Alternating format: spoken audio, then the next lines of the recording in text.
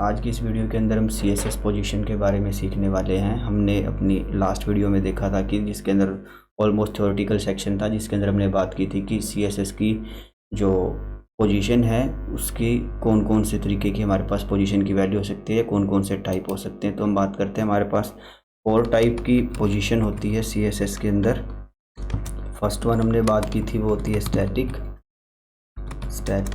Second one होती है relative and third one is absolute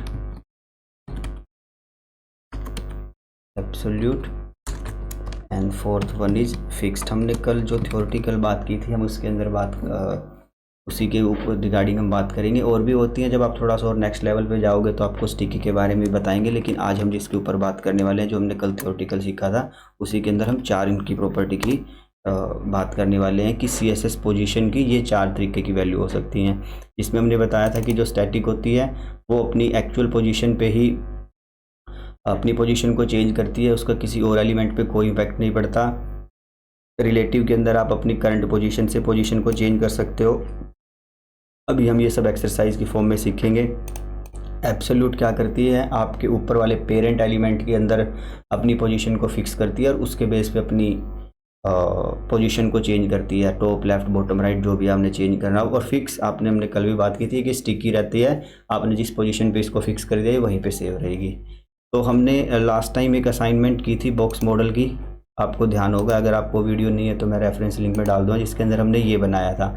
जो ये हमने बॉक्स मॉडल समझा था, जिसके अंदर हमने पैडिंग को समझा था, मार्जिन को समझा था, और उसके बेस पे हमने ये एक्सरसाइज बनाई थी। अब यही सेम एक्सरसाइज जो हमने पैडिंग और मार्जिन से की थी, हम यही सेम काम किससे कर सकते हैं, पोजीशन से भी कर सकते हैं। तो सबसे पहले हम बात करते हैं स्टैटिक की।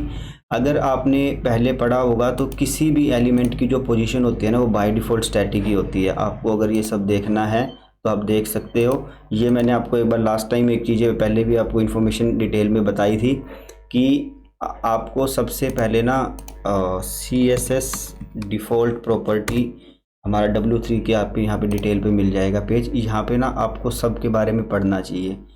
तो बाय डिफ़ॉल्ट जितनी भी हमारी पोजीशन होती है किसी भी एलिमेंट की जो ब्राउज़र के अंदर एग्जिस्ट करता है, उसकी स्टैटिक होती है। और स्टैटिक का मीनिंग क्या होता है, जो हमको ब्राउज़र ने अपने आप बाय डिफ़ॉल्ट दी है। अगर आप उसको चेंज करना चाहो तो आप उसको यहाँ पे चेंज कर सकते हो। अब अभी उसी के ऊपर हम बात करने वाले हैं। जैसे कि हमने ये एक्सरसाइज बनाई थी, अब इसी के ऊपर हम आगे डिटेल में बात करेंगे कि हम कैसे इसको चेंज कर सकते हैं। अभी मेरी जो ये प्रॉपर्टी है बाय डिफ़ॉल्ट, ये क्या है, स्टैटिक। अगर मैं इसको चेंज करता हूँ, हम कोड फॉर्म में भी चेंज करेंगे, मैं आपको यहीं पे चेंज करके दिखा देता हूँ। ये राइट मेरा टॉप का एलिमेंट है। मैंने क्या किया, इसको मैंने पैडिंग भी चलो रखे रहने देते हैं, पैडिंग हटा देते हैं ताकि आपको सेम एक्सरसाइज मिले। मैंने सिर्फ बॉर्डर देना है, मैंने बॉर्डर भी हटा दिया। मैं सभी के लिए मैं चलो कोड फॉर्म भी कर देता हूँ ताकि आपके लिए थोड़ा सा ये इजी हो जाए। मैंने बैकग्राउंड कलर दिया हुआ है, ठीक है। बॉक्स मॉडल ये है, राइट।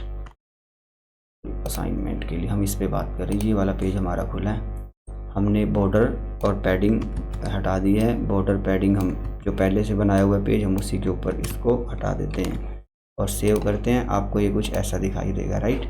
इसके अंदर हमारा भी बॉर्डर रह गया है, राइट। और मैं इसको सेव कर देता हूँ। अब ये सिंपल नेचुरल वे में है, जैसा मेरा ब्राउज़र दिखेगा। मैंने RGB का कलर लिया, रेड ग्रीन ब्लू का। अगर मेरे को यहाँ पे पोजीशन, पहले हमने इसको अलाइनमेंट कैसे सेट की हुई थी, आपकी पैडिंग से और मार्जिन लेफ्ट से। अब हम इसी सेम एक्सरसाइज को किससे करने वाले हैं, पोजीशन से। अब मैंने सपोज करो कि जो मेरा ये एलिमेंट है, मैंने इसकी पोजीशन को मैं क्या कर देता हूँ, बाय डिफ़ॉल्ट पोजीशन क्या होती है, स्टैटिक। आप इसको स्टैटिक करना चाहो तो आप स्टैटिक कर सकते हो। अगर आप टॉप से मार्जिन दोगे, सपोज करो मैंने 50 px मार्जिन दे देता हूँ मैं, क्या होगा, बाय डिफ़ॉल्ट ये स्टैटिक है, कोई काम नहीं करेगी। आपको यहाँ पे क्या करना पड़ेगा, रिलेटिव। ये सारी चीज़ें किस पे काम करेंगी, रिलेटिव पे। स्टैटिक तो बाय डिफ़ॉल्ट थी ना, उसको चेंज करना है तो आपको उसकी पोजीशन क्या कर दी, रिलेटिव। आप यहाँ पे ना एक चीज़ देखना, मैं आपको जो नोटिस करवाने जा रहा हूँ। जब आप रिलेटिव पोजीशन को सेट करके अगर आप चेंज करते हो ना, तो जिस एलिमेंट की आप पोजीशन को चेंज कर रहे हो, इम्पैक्ट उसी पे ही आता है। अगर मैं इसकी टॉप से पोजीशन टॉप से दे रहा हूँ, मार्जिन में क्या हो रहा था, आप अगर मार्जिन दे रहे थे तो उससे नीचे वाले एलिमेंट भी नीचे की तरफ स्पेस ले दे रहे थे, राइट। लेकिन इसके अंदर क्या हो रहा है, आप अगर इस एलिमेंट को टॉप से स्पेस दे रहे हो तो सिर्फ मेरा ये जो रेड कलर का बॉक्स है सिर्फ यही नीचे हो रहा है, ग्रीन कलर मेरा एग्जैक्ट सेम उसी पोजीशन पे है। अब इसके अंदर जितना भी स्पेस टॉप के ऊपर बढ़ाओगे, रेड पे और ब्लू पे कोई इम्पैक्ट नहीं आएगा। ये बात सबसे ज़्यादा इसके अंदर इंपॉर्टेंट है कि एक्चुअल में पोजीशन का काम क्या है। रिलेटिव पोजीशन क्या कहती है, जहाँ पे मैं एलिमेंट स्टार्ट हुई थी, जो मेरा इनिशियल पॉइंट था, वही मेरा प्लस माइनस होकर सिर्फ सेल्फ के एलिमेंट को चेंज करेगा, बाकी जो डोम के ऊपर जो एलिमेंट है उसके ऊपर कोई इम्पैक्ट नहीं पड़ेगा। आप इस सिनेरियो के अंदर देख पा रहे हो, अगर मैं इसकी टॉप से मार्जिन दे रहा हूँ, सॉरी टॉप से पोजीशन सेट कर दे रहा हूँ, जब मैं अगर इसको 200 कर दे रहा हूँ, ग्रीन के बॉक्स के ऊपर ये आ गया है। ग्रीन बॉक्स ने अपनी पोजीशन चेंज नहीं किया है, लेकिन इसने ग्रीन को ओवरलैप कर लिया है। जो मैंने कल एक लास्ट वीडियो में लिखा था ना कि एक्चुअल में देखोगे ना, आपको अगर समझ में आता है जेड इंडेक्स, तो इनडायरेक्ट वे में आप ये भी बोल सकते हो कि मेरी जो एलिमेंट टॉप का एलिमेंट था उसका जेड इंडेक्स ज़्यादा है एज कंपेयर टू ग्रीन वाले से, क्योंकि ग्रीन के ऊपर आ गया ना ये, जिसका जेड इंडेक्स ज़्यादा होता है वो ऊपर दिखाई देता है। तो यहाँ पे जेड इंडेक्स भी इसका कहीं ना कहीं उससे अपडेट हुआ है, ताकि ग्रीन वाला नीचे चला गया और रेड वाला ऊपर आ गया। बट उस वे में हम जब डिटेल में एडवांस लेवल पे जाएंगे तब समझेंगे। तो अभी हम यहाँ पे क्या है, अगर मेरी पोजीशन ये रिलेटिव है तो मेरा क्या स्पेस लिया इसने, अपने को नीचे चेंज किया, अपने से नीचे वाले एलिमेंट के ऊपर कोई इम्पैक्ट नहीं डाला, राइट। हमने भी इसी केस में क्या करना है, हमको इन सबको क्या कर देना है, जो मिडल वाला और जो है इसको सबसे पहले क्या करते हैं हम यहाँ पे इसके लिए रिलेटिव सेट कर देते हैं पोजीशन। हम सबसे पहले तो सेम वैसा ही बनाते हैं ना, मैंने इसको रिलेटिव किया और लेफ्ट से कितना देना है, 200/200 का है तो इसको मैं 200 पिक्सल दे दूंगा। सेम वैसी एक्सरसाइज बन रही है, राइट। अगर मैं इससे नेक्स्ट वाले पे आता हूँ, मैं इसकी बात करता हूँ, तो यहाँ पे भी मेरे को क्या करना है, पोजीशन क्या कर देनी है, रिलेटिव, और रिलेटिव करने के बाद मेरे को लेफ़्ट से कितना दे देना है, 400। अगर मैं ऐसा कर देता हूँ एग्जाम्पल सेम, उससे कम काम में जो हमने पैडिंग सेट की थी, मार्जिन लेफ्ट दिया था, वही सेम एक्सरसाइज हमने किससे अचीव कर ली है, पोजीशन से। विच मीन्स आपके सेम प्रॉब्लम को सोल्व करने के मल्टीपल वे होते हैं, डिपेंड करता है कि आपका यूज केस क्या है, उसके ऊपर हमको देखना है कि हमारा कौन सा फिट बैठता है। हमको हमेशा बेस्ट प्रैक्टिस के लिए हमको पोजीशन ही सेट करके देखना चाहिए। यहाँ पे हमने सेम एक्सरसाइज वो सोल्व कर ली है, जिसके अंदर अभी तक सिर्फ हमने क्या चीज़ समझी है, रिलेटिव और स्टैटिक के बीच में डिफरेंस। अगर आपने रिलेटिव किया हुआ है ना, तो इस रेड वाले के ऊपर आप टॉप को चेंज करोगे या कुछ भी चेंज करोगे तो ग्रीन वाले पे कोई इम्पैक्ट नहीं आएगा, ब्लू वाले पे कोई इम्पैक्ट नहीं आएगा, कोई और भी इस पेज के ऊपर डोम के ऊपर एलिमेंट होता है उस पर भी कोई इम्पैक्ट नहीं आता। अगर आपकी पोजीशन रिलेटिव है तो, स्टैटिक तो बाय डिफ़ॉल्ट होती है, पोजीशन रिलेटिव कर दोगे तो करंट पोजीशन से चेंज करेगा, किसी और पे इम्पैक्ट नहीं डालेगा। मैं बार बार इसलिए रिपीट कर रहा हूँ ताकि आपके दिमाग में इमेज क्रिएट हो जाए। अब सेम एक्सरसाइज मैं करता हूँ, बट अब मेरे को ना ये एब्सोल्यूट करना है। एब्सोल्यूट में मैंने क्या बोला था कि क्या करेंगे, आपके करंट एलिमेंट से जो मेरा करंट पेरेंट है उसके बेस पे डिपेंड करेगा कि मेरी पोजीशन कहाँ से सेट होगी। मैं आपको एक एग्जांपल लेके दिखाता हूँ। मैं अभी इसको रिफ्रेश कर देता हूँ, सिंपली एक्सरसाइज होगी, राइट। अभी मैं क्या करता हूँ, एक काम करता हूँ, मिडल वाले बॉक्स के ऊपर ना एक और ड्यू बना देता हूँ, ठीक है। और ये ड्यू को मैं इसका पेरेंट बना देता हूँ, ठीक है। और इसकी मैं आईडी दे देता हूँ मिड PA और पेरेंट, और मैंने सेव कर लिया। और यहाँ पे मैं जाता हूँ और इसकी हमने एक यहाँ पे CSS लिखी हुई है हैश। मैं आपको ये सारी चीज़ें डिटेल में समझाने वाला हूँ। हाँ, अब मेरे को इसके बारे में अब हमको सेट करना है। पहले मैं आपको यहाँ पे प्रैक्टिकली दिखाता हूँ। ये इसके ऊपर बॉक्स मॉडल के ऊपर ये पेरेंट बन गया, राइट। अब ये पेरेंट पे देखो इसने कितनी विड्थ ली है, कितना विड्थ लिया है यहाँ पे, पूरा 100%। अब ये मेरा क्या है, मिडल वाला, इसके ऊपर मैंने अभी ना इसको रिलेटिव सेट नहीं किया है। मैं अगर इसको रिलेटिव सेट कर देता हूँ पोजीशन, आप इसका इम्पैक्ट देखना, मैंने इसको क्या कर दिया रिलेटिव। और पहले मैंने लेफ्ट से दिया था ना, मैं अब राइट से राइट से बोलता हूँ, इसकी पोजीशन चेंज हो जाए, कितनी 50 px। अब ये देखो ये क्या हुआ, इसने राइट से 50 px करते जो इसकी करंट पोजीशन थी उससे राइट की तरफ कितना गया, ये 50 पिक्सल राइट की तरफ शिफ्ट हुआ है। ये यहाँ से स्टार्ट हो रहा था, पोजीशन रिलेटिव होने के बाद ये कौन सी तरफ शिफ्ट हो गया, अपने राइट साइड से। अब अगर मैं इसकी पोजीशन एब्सोल्यूट कर दूं तो क्या होगा, इससे पहले इसको करने से पहले अपना पेरेंट का देखो, पेरेंट ने 100% लिया हुआ है राइट। अगर मैं इसकी अब पोजीशन को राइट 50% ही रखता हूँ, रिलेटिव ना रख के अगर मैं क्या कर देता हूँ एब्सोल्यूट, एब्सोल्यूट किया तो अब क्या हो गया, अब देखो ये क्या हुआ, जो मेरा चाइल्ड था इसकी पोजीशन तो क्या है एब्सोल्यूट, एब्सोल्यूट करने के बाद इसने सबसे पहले अपने पेरेंट को देखा, मेरा पेरेंट क्या था ये वाला जो कि फुल 100% विड्थ पे था, ये मेरा 100% विड्थ पे था राइट। 100% विड्थ के बाद इसने क्या किया, अपने आप को राइट से विच मीन्स जो इसके पेरेंट का राइट था उससे 50 पिक्सल को राइट साइड शिफ्ट कर लिया। अब इसका इंपैक्ट एक तो यहाँ पे देखने को मिला, दूसरा आपको क्या दिख रहा है, ब्लू वाला ऊपर हो गया ना।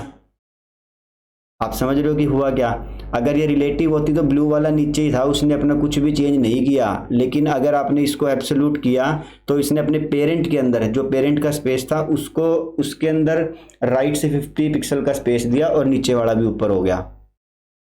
इतना आपको समझ में आ रहा है, विच मीन्स अब मेरे को यहाँ पे एक्चुअल में रियल में होना भी क्या चाहिए था, जो मेरा ये पेरेंट वाला एलिमेंट है ना, इसकी पोजीशन भी जो है ये हमारी पोजीशन एक्चुअल में रिलेटिव होती, ये ऐसा होना चाहिए था एक्चुअल में। आपने कभी बूटस्ट्रैप पे जाओगे ना तो एक कंटेनर क्लास लेते हैं, मैंने कल की वीडियो में भी बताया था कि पेरेंट हमेशा मेरा रिलेटिव होता है ताकि उसके चाइल्ड उसके अंदर का स्पेस ले। अगर ये डिव ना होती, इन सब के ऊपर क्या है बॉडी हमारी बाय डिफॉल्ट वो स्टैटिक ले रही होगी, इसलिए जो भी स्पेस बन रहा था वो इसके अंदर के बॉक्स का बन रहा था, बॉडी के हिसाब से वो काम कर रहा था। हमने फिर इसके ऊपर से एक और ओवरराइड कर दिया, मिड पेरेंट, इस मिडल वाले का एक और पेरेंट बनाया और उसके अंदर एक चाइल्ड एलिमेंट लिया। अगर अब मैं चाइल्ड एलिमेंट को पे कोई भी प्रॉपर्टी अप्लाई करता हूँ, एब्सोल्यूट कर देता हूँ, तो वो इसके अंदर जो है ना, जो मिड पेरेंट वाली जो डिव है इसके अंदर अपना काम करता है और इसके बेस पे वो अपना सिनेरियो सेट करेगा। सिनेरियो का मतलब यहाँ पे जो भी पोजीशन है वो ऐसी सेट करेगा। कितना क्लियर है, मैं आपको स्टैटिक बता चुका हूँ, सेम बाय डिफ़ॉल्ट जो प्रॉपर्टी होती है वह रहेगी।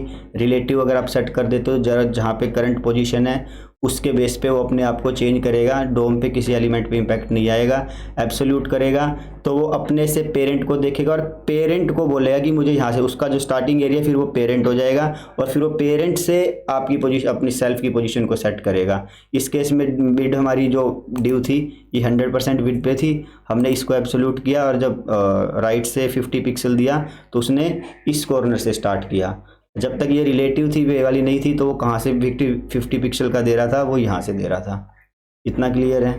नेक्स्ट अभी हम इसके ऊपर देखें, जो हमारी एक और हमने पोजीशन की बात की थी, जैसे टॉप वाला, इसके अंदर आपने पोजीशन अगर आप इसको फिक्स कर देते हो, ठीक है, और फिक्स करने के बाद वो कहाँ चला गया पहले तो अपने को वो देखना है। ओके, यहाँ पे ये इसको भी हम पहले एक बारी और आपके लिए मैं यूज केस ही बना देता हूँ ताकि आप उसको अच्छे से समझ पाओ। ये वाला सिनेरियो भी मैं आपके लिए बिल्कुल बेसिक जैसा स्टार्टिंग पे था मैं वैसा कर देता हूँ। अब हम इसको रिफ्रेश करते हैं। ये वाला रेड यहाँ पे है, मेरे को क्या करना है इस वाले की पोजीशन को क्या कर देना है, फिक्स करने के बाद अगर मैं इसके बाद इस एलिमेंट पे अगर कितना और भी क्रिएट कर देता हूँ, मैं अगर इसकी बात करता हूँ, मेरा फर्स्ट वाला रेड है ना, राइट, इसकी पोजीशन को मैंने फिक्स कर दिया और इसको मैं यहाँ पे पोजीशन को फिक्स कर देता हूँ, पोजीशन फिक्स्ड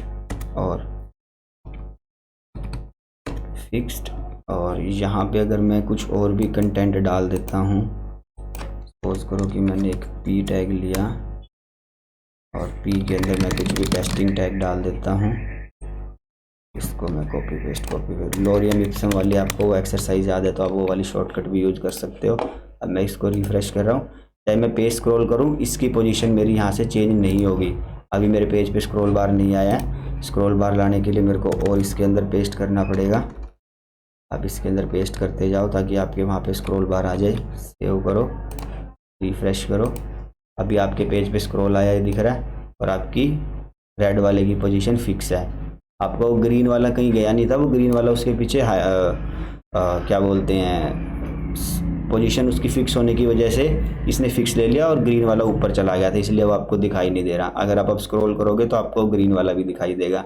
मैंने ये बताया था जब फिक्स और स्टिकी पोजीशन तब करते हैं जब हमने मेन्यू बार या कुछ ऐसा एरिया जो डोम के ऊपर हमको हमेशा दिखाते रहना हो उसके लिए यूज़ करते हैं, तो वहाँ पे हम फिक्स कर देते हैं। ये सब जो एक्सरसाइज जो मैं आपको पोजीशन के लिए बता रहा हूँ, ये अभी आपके लिए क्या पता थोड़ा आपको ये लगे कि मुझे समझ में नहीं आ रहा, लेकिन जब आप प्रैक्टिकली इम्प्लीमेंट करने जाओगे तो आपको काफ़ी कुछ समझने के लिए मिलेगा कि हाँ एक्चुअल में पोजीशन का क्या रोल है और कितनी इंपॉर्टेंस है। मैं लास्ट में एक बार फिर से रिपीट कर देता हूँ। 4 टाइप की हम पोजीशन की बात की। स्टैटिक, अपनी पोजीशन पे रहेगा, किसी और पे कोई इम्पैक्ट नहीं आएगा। रिलेटिव, अपनी पोजीशन से ही टॉप डाउन बॉटम अप अपनी पोजीशन को चेंज करेगा, किसी और एलिमेंट पे कोई इम्पैक्ट नहीं आएगा। एब्सोल्यूट, अपने पेरेंट को देखेगा, पेरेंट से ही टॉप बॉटम राइट को वो चेंज करेगा। फिक्स, हमारी एक पर्टिकुलर लोकेशन पे फिक्स हो जाएगा। आज